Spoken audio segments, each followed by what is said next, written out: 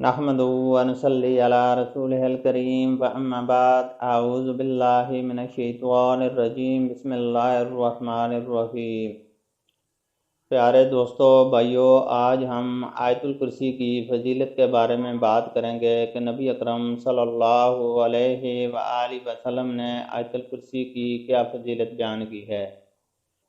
سب سے پہلے اگر آپ ہمارے چینل پر نئے ہیں تو ہمارے چینل ون وے اسٹریٹ کو سبسکرائب کر لیں اور بیل آئیکن پریس کر لیں تاکہ ہر آنے والی ویڈیو آپ کو پہنچ سکے۔ حضور صلی اللہ علیہ وآلہ وسلم نے فرمایا، جو شخص ہر فرض نماز کے بعد آیت الکرسی پڑھا کرے تو اس کو جنت میں داخل ہونے کے لیے بجز موت کے کوئی چیز مانے نہیں، یعنی موت کے بعد وہ فوراً جنت کے آثار اور راحت و آرام کا مشاہدہ کرنے لگے گا۔ حضرت ابو ہریرہ رضی اللہ تعالیٰ عنہ فرماتے ہیں کہ حضور صلی اللہ علیہ وآلہ وسلم نے ارشاد فرمایا کہ سورہ بقرہ کی یہ آیت قرآن کی تمام آیتوں کی سردار ہے۔ یہ جس گھر میں پڑھی جائے شیطان اس سے نکل جاتا ہے۔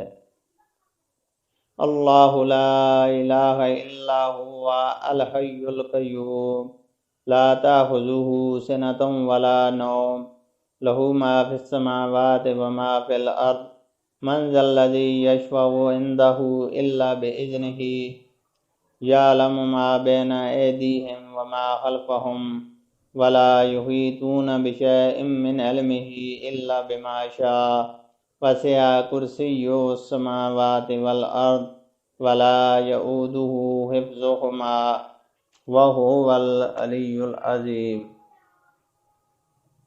اللہ تعالیٰ ہی معبود برحق ہے، جس کے سوا کوئی معبود نہیں، جو زندہ اور سب کا تھامنے والا ہے، جسے نہ اونگ آتی ہے نہ نیند، اس کی ملکیت میں زمین اور آسمان کی تمام چیزیں ہیں۔ کون جو اس کی اجازت کے بغیر اس کے سامنے شفاعت کر سکے؟ وہ جانتا ہے جو اس کے سامنے ہے اور جو ان کے پیچھے ہے، اور وہ اس کے علم میں سے کسی چیز کا احاطہ نہیں کر سکتے مگر وہ جتنا چاہے۔ اس کی کرسی کی وسعت نے زمین اور آسمان کو گھیر رکھا ہے، اور اللہ تعالیٰ ان کی حفاظت سے نہ تھکتا ہے اور نہ اکتاتا ہے۔ وہ تو بہت بلند اور بہت بڑا ہے۔